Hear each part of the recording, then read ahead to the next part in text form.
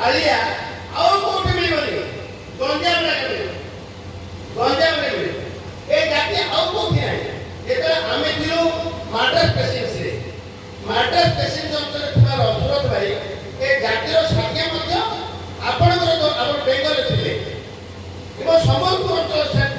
କେନ୍ଦ୍ର ସେଣ୍ଟ୍ରାଲ ପ୍ରୋଭିନ୍ସରେ ଥିଲା ସେଇଠୁ ଏଇଠି ମିଳିବନି ଏଇଠୁ ସେଇଠି ମିଳିବନି ଆମ ଅଞ୍ଚଳରେ ଆପଣ ଭୋଇ ପାଇବେନି